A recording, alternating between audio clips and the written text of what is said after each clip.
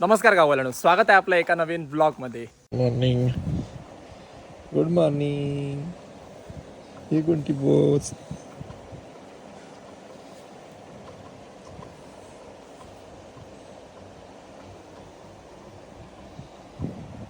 शाळेतला सगळ्यात खोळा एकच मला होतं तुला. शाळेतला खोळा तू येतो बाप तुझा.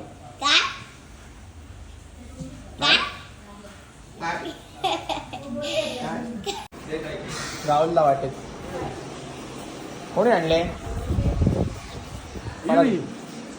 त्यांनी केल्यान काय विकत आणलं? नाही त्यांनी केलं स्वतः. युवीन बनवले. येऊन म्हणजे सोनला. बाबू दीदीने पाठवले तुझ्यासाठी वडापाव. हो, दीदी. होय सोनू. हो सोनू. युवीने पाठवले ना. हा, बोल ना रे, युवीने पाठवले. खूप पाठवले त्यांनी. गरम गरम बाळा. खाली. मस्त बनवत ना.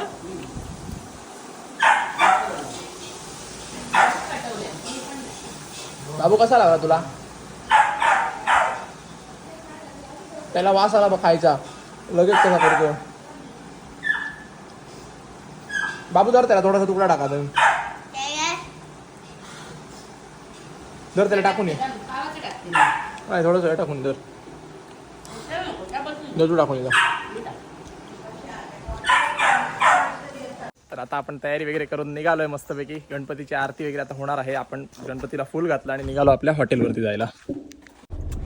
तसं ना मी वॅक्स लावतो डेली, पण आता सध्या काय झालंय माहितीये, वॅक्समुळे ना आता हे जे वॅक्स मी यूज करतोय ना त्याने मला ना पुळ्या यायला लागल्यात. आणि पहिलं जेव्हा मी कॉलेजच्या टाइमला यूज करायचो ना त्या वॅक्सने मला पुळ्या यायचे नाही. तर आणि विषय असा झालाय की मी कॉलेजच्या टाइमला 4-5 वर्षापूर्वी वॅक्स यूज करत होतो. ते वॅक्स कोणतं ते आता मला आठवत नाहीये. सो आता विषय असा झालाय की मला आता वॅक्स कोणतं यूज करू असा प्रश्न पडलाय. मी 3-4 प्रकारचे वॅक्स यूज करून बघितले. काय होतंय, ऑइलीनेस भरपूर होतोय. म्हणजे इथे हा डोक्याचा भाग आहे ना, इथे ऑइलीनेस येतंय. आणि दुसरी गोष्ट म्हणजे ऑइली होतंय. आणि दुसरी गोष्ट म्हणजे काय की इकडे पिंपल्स येतात ऑइल राहिल्यामुळे. तर त्यामुळे मी आज 2-3 दिवस आता वॅक्स लावायचं बंद केलंय. आणि दुसरी गोष्ट म्हणजे काय, आता मला दुसरा वॅक्स शोधायचा आहे. तुम्हाला जर माहिती असेल कोणतं जर चांगल्यात चांगलं वॅक्स जेणे ऑइलीनेस कमी होईल, म्हणजे ऑइली फेसवरती ऑइल कमी येईल, तर ते मला नक्की कमेंट करून सजेस्ट करा तुम्ही. तर आता आपण निघालोय आपल्या हॉटेलवरती. आणि आपल्या इकडे ना काय होतं माहितीये, रिव्हर्स काढावी लागते गाडी. पहिला इकडे टर्न मारायला जागा होती, आता आपण शेड बांधली ना त्यामुळे आपल्याला रिव्हर्स काढावी लागते गाडी. आणि रिव्हर्स काढताना हा रस्त्यावरती आहे बघा, हा मागे रस्ता येतोय आपल्या गावातनं ना, या रस्त्यावरती पाठी बघावं लागतं पहिली गोष्ट, की नक्की गाड्या येत आहेत की नाही. ते खूप म्हणजे कधी कधी पावसात ना एकदम धोधो पाऊस असेल ना तर ते खूप रिस्की बनतं. काय होतं माहिती, आपण पाठी रिव्हर्स घेत असतो आणि साईड मिरर्सवरती ना पूर्ण पाणी असतं आणि एवढ्या जोरात पाऊस असतो ना. आणि माझी ग्लास सुद्धा एकदम ब्लॅक नाहीये, झेड ब्लॅक पण थोडी ब्लॅक आहे ना, त्यामुळे ते पटकन दिसत नाही. दुसरा भाऊ आता तिकडे हॉटेलवर. भाई हे भाऊ माझे पहिल्यापासून व्हिडिओज बघतात, माझ्या व्हिडिओजला एवढं प्रेम देतात. यांचं नाव राहुल गोसावी. नरसोबाच्या वाडीवरनं खास भेटायला आले होते. तर असे प्रेम करणारे तुम्ही लोक आपल्याला भेटतात ना, त्याबद्दल खूप खूप तुमचा धन्यवाद. राहुल दादा तुमचा पण धन्यवाद. ब्लॉग बघत असाल तर तुम्हाला आणि तुमच्या फॅमिलीचा खूप खूप धन्यवाद. तुमची फॅमिली पण बघते मी असं ऐकलंय. जर तुमची फॅमिली बघत असेल हा ब्लॉग तर त्यांना पण सांगतो, भेटून चांगलं वाटलं. नेक्स्ट टाइम नक्की कधीतरी त्या साईडला आलो तर नक्की भेटायला येईन तुम्हाला. तर दादांना आता रस्ता दाखवायचा आहे. त्यांना जायचं आहे नरसोबाच्या वाडीला रिटर्न. ते आले होते गोव्यातनं बांद्यातनं, आता त्यांना रिटर्न नरसोबाच्या वाडीतनं यायला जायचंय, आंबोली करून नरसोबाच्या वाडीला जायचंय. तर त्यासाठी त्यांना रस्ता दाखवायचा आहे. तर रस्ता त्यांना दाखवायला आपण म्हटलं की आपण झारापला जातो, तुम्हाला दाखवतोय तिकडनं कसं जायचं. नाही ते जाणार रस्ते कुठे, बांद्याला, आणि बांद्यावरून ते जाणार रस्ते परत आतमध्ये विलवडे गावातनं वगैरे तिकडनं ते याला जाणार असते आंबोलीला. ते सगळं त्यांना उलटं पडणार, 25 किलोमीटर एक्स्ट्रा होणार. त्यापेक्षा त्यांना म्हटलं काय हे इकडनं आपल्या 0 पॉईंटवरनं तुम्ही कोलगाव करून जाल आंबोलीला डायरेक्टच. आणि असे लोक येतात ना भेटायला, मला एकदम असं खुशी भेटते यार. आणि खुशीचा एकदम असा ठिकाणा नाही राहत असं मी म्हणतो. कारण का माहितीये, अशी एवढी चांगली लोक जेव्हा येऊन भेटतात ना आणि आपल्या ब्लॉग्सला एवढं प्रेम देतात हे कळतं ना, तेव्हा खूपच भारी वाटतं यार. ती फिलिंगच वेगळी असते. आता इकडनं तुम्ही ना ते बघा पेट्रोल पंप आहे तिथे अर्धा किलोमीटरवरती, त्याच्यावर तिकडनं लेफ्ट घ्या तुम्ही, सरळ तुम्ही आंबोलीला जाणार. चालेल, चलो ओके बाय ब्रदर. चालेल. आलोय बरोबर त्यांना ऍड्रेस सांगितला आणि आपण आलोय आता सीडीएम मशीन मध्ये बँक ऑफ इंडियाच्या. कारण आपल्याला कॅश डिपॉझिट करायची आणि खणीवाल्यांना आपल्या पेमेंट पाठवायचं होतं 2 दिवसा अगोदर, पण आपल्याला अजिबात 0 टाइम होता त्यामुळे आपल्याला लेट झाला. तर आता म्हटलं त्यांना पाठवून टाकूया, वेळ भेटलाय तर, नाही तर पैसे खर्च होऊन जाणार. म्हणून म्हटलं काय लगेच येऊया आणि इथे सीडीएम मध्ये भरूया. इथे लाईन मध्ये लागण्यापेक्षा सीडीएम मध्ये जाऊन भरलेलं बरं आहे असं मला वाटतं. उगाच इकडे लाईन मध्ये टाइम वेस्ट होणार, त्यापेक्षा सीडीएम मध्ये भरलं पटापट आपलं काम होणार. आणि त्यांना ऑनलाईन ट्रान्सफर करून टाकले, विषय संपला. यार सीडीएम पण बंद आहे आता, लाईन मध्येच लागून भरले पाहिजे. शिट.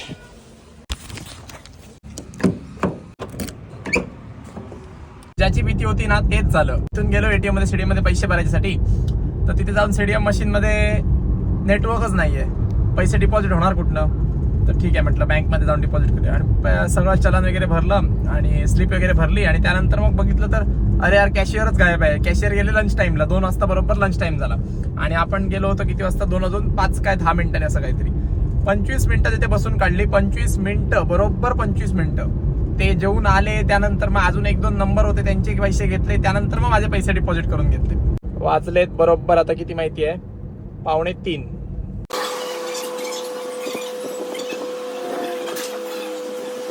ॲनाना थांबवलं इथे हॉटेलवरती आणि आपण निघालो आता घरी जेवायला. ॲनाना म्हटलं काही ये म्हणून आज.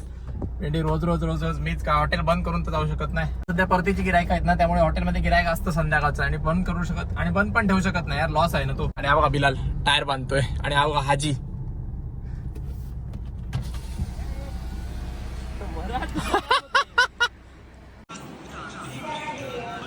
तुला काय काम आहे सर?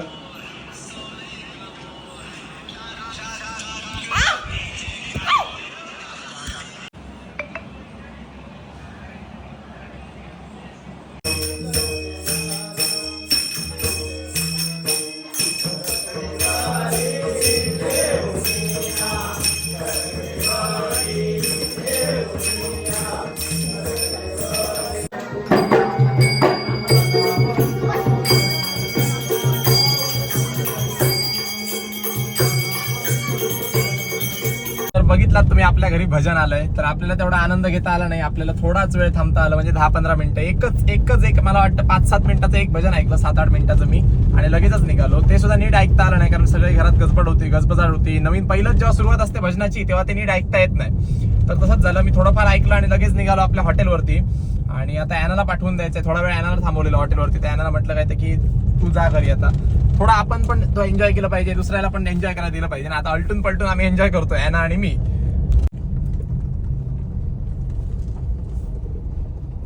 वाजलेत 12:15 आणि आपण निघालो आता गोवा एअरपोर्टला. याचा लागला अरे सीएनजीचा.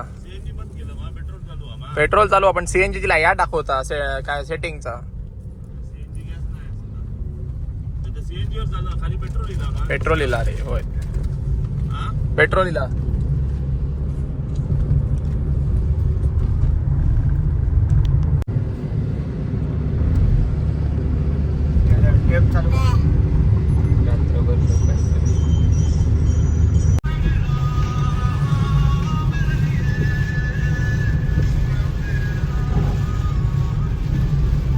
कसला पाऊस आहे बघा, एकदम जोरदार, 0 विजिबिलिटी. आणि एवढ्या पावसात आपण निघालोय कुठे, रोशन रशियाला चाललाय, त्याला एअरपोर्टवरती सोडतोय. फ्लाईट आहे सकाळी 5ची. तर भाई आपण फायनली पोहोचलो एअरपोर्टवरती. वाजलेत किती माहिती आहे, 1:56 बरोबर. आपण 12:10 निघालेलो, आता 1:56 झाली आहेत. 2 तासाच्या आत पोहोचलो, 1.25 तासात.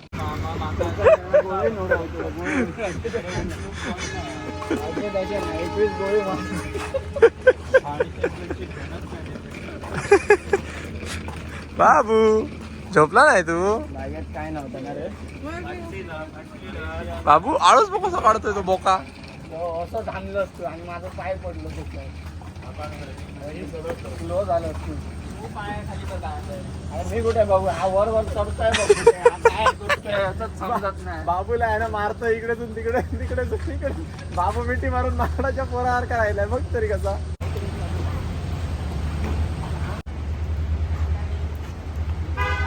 Roshan bye bye.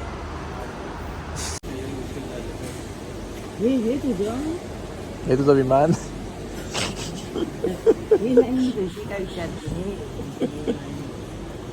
हे तुझं विमान काय सांग.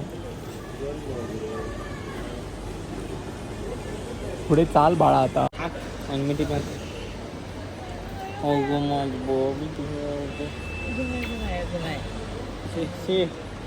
खऱ्यामध्ये मागच्या जन्मात सिंहाचा भाव होतो. चल काय करतो बाबू.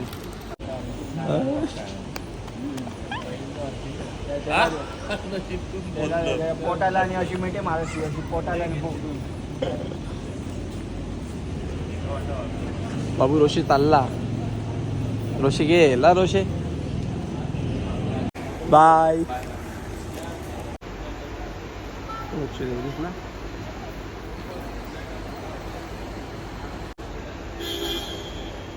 तू काय बोलला 3 दो 3 सो क्यूट आहे ये निघालो प्राणी. हा गेला कॉफी गरम गरम कॉफी फॉर्म नाही लावला 20 रुपयावाली कॉफी मागच्या वेळी आम्ही 800 रुपयात दिलेली. पाऊस थांबला ते राहिलं कायमचं लक्षात आहे. 800 रुपयात कायमचं लक्षात आहे. कशी आहे रे 20 रुपयावाली. जराशे लेट झालं त्या दिवशी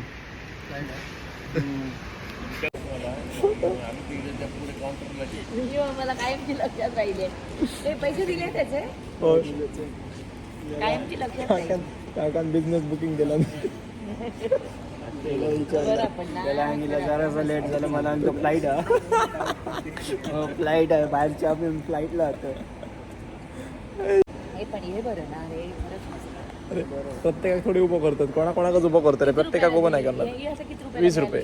20 रुपयाला ना मग हे खास असणार कोणतरी त्यामुळे ए माकडाच्या पोरा त्यांचं कोणतरी खास असणार या कोण नव्हतं. यांना पण भाई आपण लास्ट टाइमला 800 रुपयात 3 कप कॉफी पिलेली आणि आता 60 रुपयात 3 कप कॉफी म्हणून असतोय आम्ही. मागच्या मिनी ब्लॉग तुम्ही आपले फॉलो करत असाल तर तुम्हाला माहिती असेल की आपण किती रुपयात 800 रुपयात 3 कप कॉफी पिलेली. तिथे कोणतं तरी दुकान आहे ना त्या साईडला तिथे. तेच झोप माझ्या सांगता येतं काय तुका तेच बरे होत. हत्ती मारलं काय तो विचारतो एका गोळीत काय 2 गोळीत दार लावलात मला तर त्याच्या हत्ती घासान जायचं सगळं.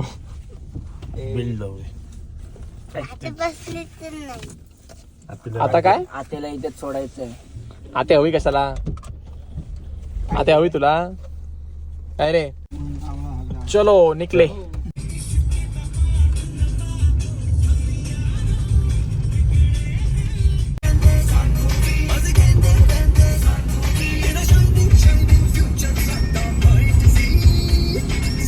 तर आता आपण फायनली घरी आलोय. वाजलेत सकाळचे 4:15. आता जातोय आपण डायरेक्टली झोपायला. असो तुम्हाला व्हिडिओ आवडला असेल तर व्हिडिओला लाईक करा शेअर करा आणि आपल्या चॅनलला नक्की सबस्क्राईब करा. थँक्यू.